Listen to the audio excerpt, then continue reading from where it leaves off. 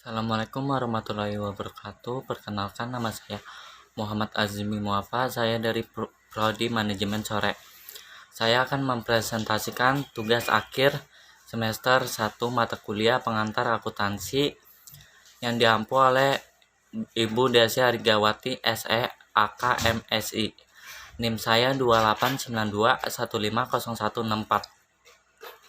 Saya akan menjelaskan tentang akuntansi perusahaan dagang. Pengertian perusahaan dagang dan siklus akuntansi perusahaan dagang.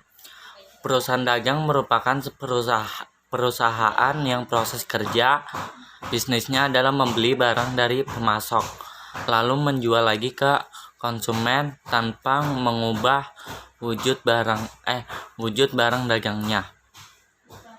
Dengan kata lain, perusahaan dagang merupakan perusahaan yang kegiatan utamanya adalah membeli, menyimpan, dan menjual kembali barang dagangannya tanpa memberikan nilai tambah terhadap produknya.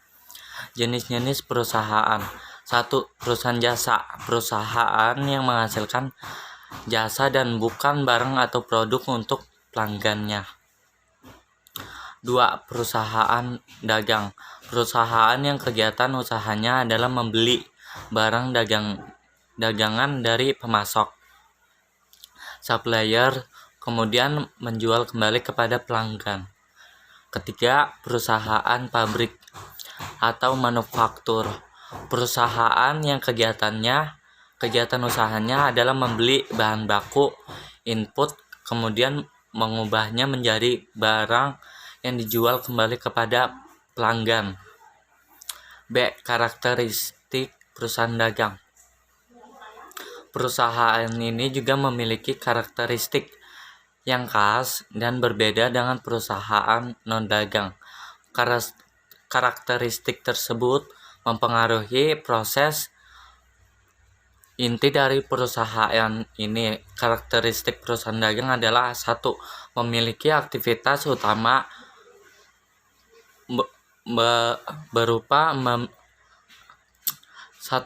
memiliki aktivitas usaha utama berupa pembeli, menjual, menyimpan di gudang penyimpanan, dan kembali menjual. 2. Tidak melakukan proses produksi barang. 3. Perhitungan total keuangan berpatokan dengan total hasil penjualan dikurangi biaya pembelian dan biaya operasional. Perusahaan tidak melakukan proses produksi terhadap barang-barang yang dijual. Proses inti perusahaan dagang. Selain memiliki karakteristik yang khas, perusahaan dagang memiliki proses ini yang sangat berbeda dengan perusahaan non-dagang. Dapat disimpulkan proses ini inti perusahaan dagang adalah sebagai berikut. 1. Pembeli. Mencakup pembelian peralatan dan perlengkapan perusahaan, pembelian barang dagang, dan pembelian barang lainnya untuk kegiatan usaha. 2. Pengeluaran biaya, yaitu kegiatan perusahaan dalam mengeluarkan sejumlah biaya untuk membeli barang, membayar pajak, dan penunjang operasional perusahaan. 3. Penjualan, yaitu kegiatan perusahaan menjual barang dagangan untuk memperoleh pendapatan dan keuntungan. 4. Penerimaan keuntungan, yaitu penerimaan keuntungan hasil penjualan barang. Penerimaan keuntungan dari penjualan barang biasanya disertai dengan penerimaan yang diperoleh dari pelunasan dari pihak lain. Ciri-ciri perusahaan dagang. Perusahaan dagang umumnya dibedakan dan ciri-cirinya. Adapun ciri-ciri dari perusahaan dagang antara lain: 1. Pendapatannya berasal dari penjualan barang dagang. 2. Barang utamanya bersumber dari harga pokok barang yang terjual dan biaya usaha lainnya. 3. Barang pencatatan akuntansi. Terdapat akun persediaan barang dagang. 4. Perusahaan dagang berperan sebagai perantara antara produsen dan konsumen. 5. Antara barang yang dibeli sampai dijual tidak dibentuk dan dirubah sedemikiannya. B. Siklus akuntansi perusahaan dagang. Siklus akuntansi perusahaan dagang adalah sebuah proses yang harus dilalui untuk membuat laporan keuangan. Proses tersebut dalam periode tertentu. Secara umum, perhitungan ini akan diawali dengan pengumpulan data transaksi hingga ke pembuatan laporan keuangan perusahaan untuk bisa melanjutkan penutupan saldo. Pada dasarnya tidak ada yang jauh berbeda dari siklus akuntansi perusahaan jasa maupun dagang. Kegiatannya sama, mulai dari pencatatan semua transaksi ke dalam jurnal lalu dibukukan ke dalam buku besar dengan kelompok akun yang sejenis pada akhir periode. Setiap saldo dari semua rekening dihitung dan dicantumkan ke dalam neraca lalu kemudian memudahkan proses pembuatan laporan keuangan. Itu ada tahapan siklus akuntansi perusahaan dagang.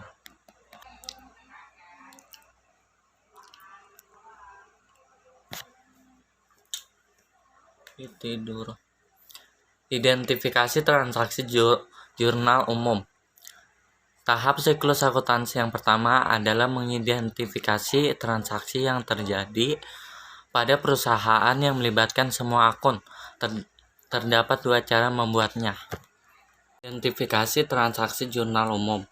Tahap siklus akuntansi yang pertama adalah mengidentifikasi transaksi yang terjadi pada perusahaan yang melibatkan semua akun. Terdapat 2 cara membuatnya. Berikut ini akan ditampilkan contoh jurnal umum dari kedua metode yang digunakan agar kamu semakin paham tentang bagaimana menyusun jurnal umum. 1. Jurnal umum periodik. Metode periodik adalah atau fisik biasanya digunakan pada perusahaan menjual barang dagangan dengan harga yang relatif murah. Tetapi sering terjadi dalam metode periodik atau fisik, perpindahan barang dagangan baik yang masuk maupun keluar tidak akan dicatat. Selain itu akan persediaan barang dagangan tidak bisa dicatat 4 debit untuk transaksi pembelian barang dagangan dan tidak bisa dicatat di kredit untuk transaksi penjualan barang dagangan. 2. Jurnal umum perpetual atau terus-menerus biasanya digunakan pada perusahaan yang menjual barang dagangan dengan harga yang relatif mahal, tetapi yang terjadi. Langkah-langkah siklus akuntansi. 1. Identifikasi transaksi jurnal umum. Siklus akuntansi pertama yang harus dibuat oleh sebuah perusahaan adalah mengidentifikasi transaksi yang sudah terjadi di dalam sebuah perusahaan di mana melibatkan semua akun. Contoh transaksi perusahaan dagang adalah transaksi penjualan barang dagang.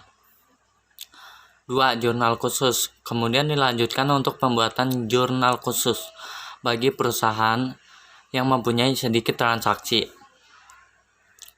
Maka penggunaan jurnal umum bisa menjadi pilihan yang terbaik. 3. Buku besar pembantu. Apabila jurnal khusus sudah dibuat, maka langkah siklus akuntansi perusahaan dagang berikutnya adalah pembuatan buku besar pembantu. 4. Posting ke buku besar. Tahapan siklus akuntansi perusahaan dagang berikutnya adalah memudahkan data yang berasal dari jurnal umum tersebut ke dalam jurnal buku besar. 5. Laporan harga pokok penjualan. Bila perusahaan dagang menerapkan metode pencatatan secara perpetual fisik, secara otomatis besarnya harga pokok barang yang terjual bisa ditentukan saat terjadi penjualan, sehingga saat membuat jurnal penjualan sekaligus mencatat harga pokok penjualan. 6. Membuat neraca saldo. Informasi yang digunakan untuk membuat neraca saldo adalah yang berasal dari buku besar, yaitu setiap saldo akhir pada setiap akun-akun. 7.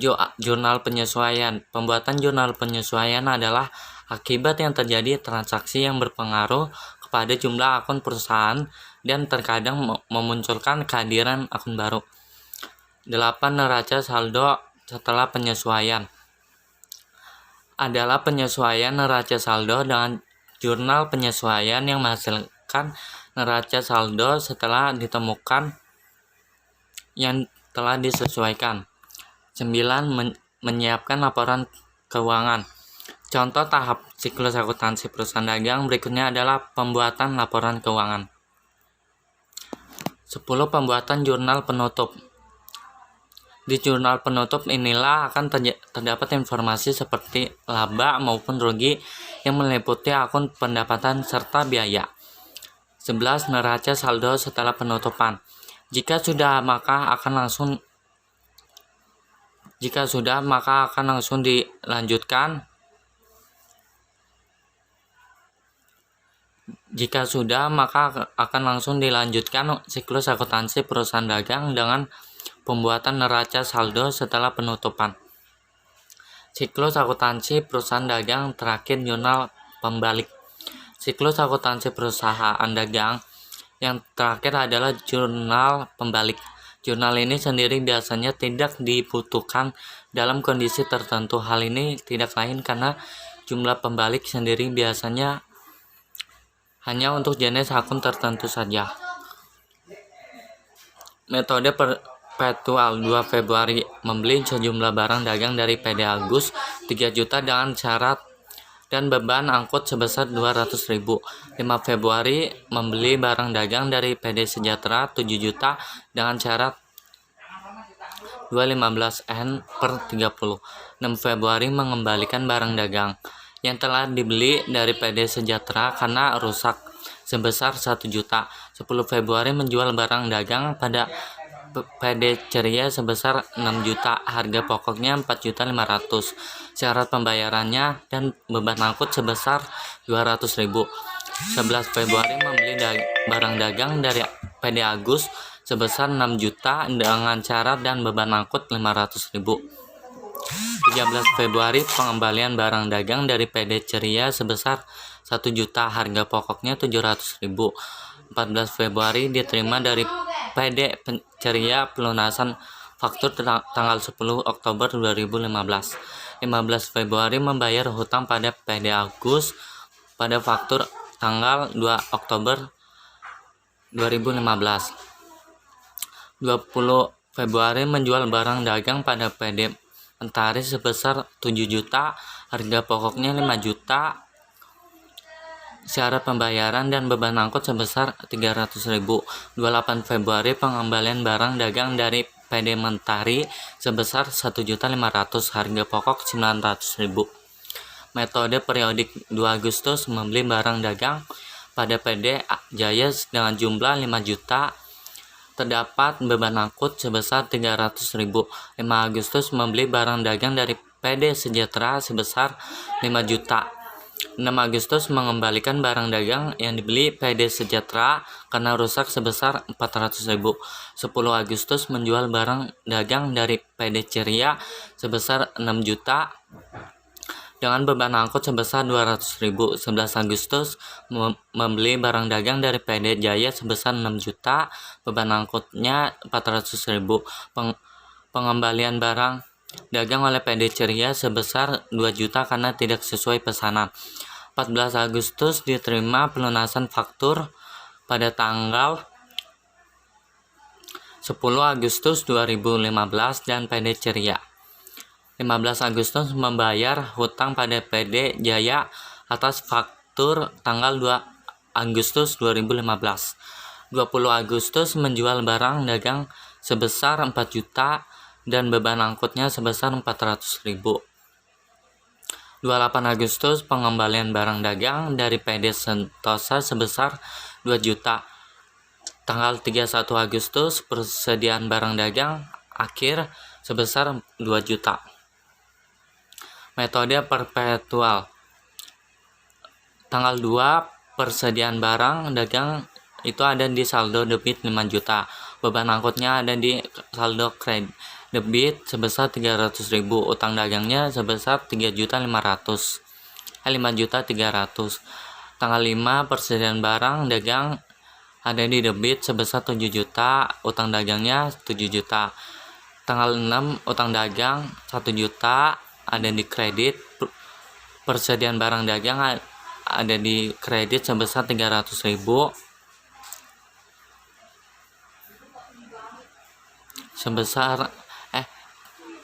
Tanggal 6, utang dagang sebesar 1 juta.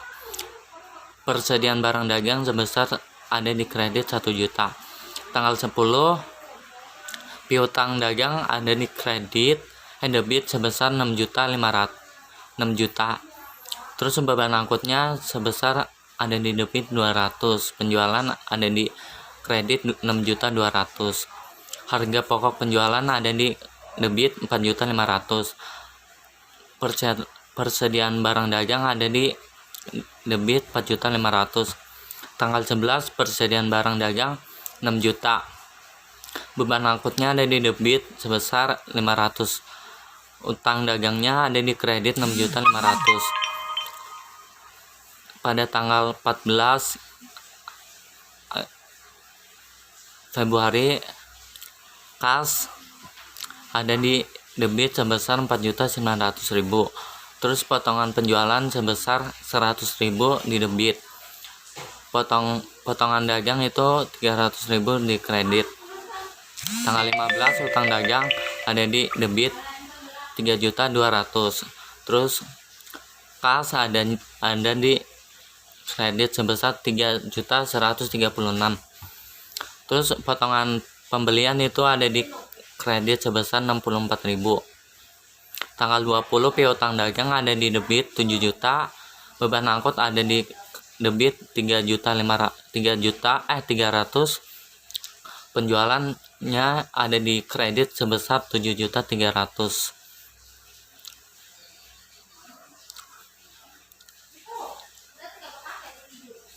Tanggal 28 Februari, retur penjualan ada di debit sebesar 1.300.000. Terus piutang dagang ada di kredit sebesar 1.300.000. Metode periodik.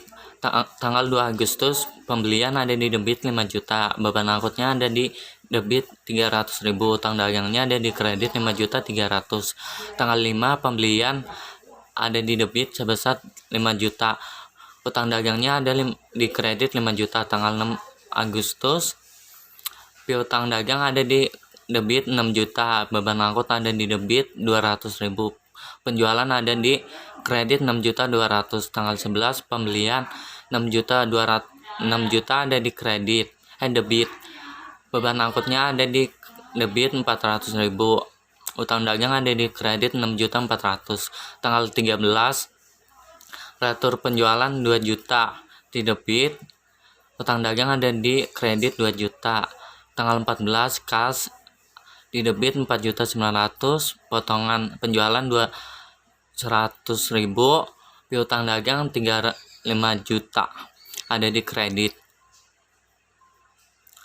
Tanggal 15 Agustus, utang dagang ada di debit sebesar 3.200.000. Kasnya 3.136.000.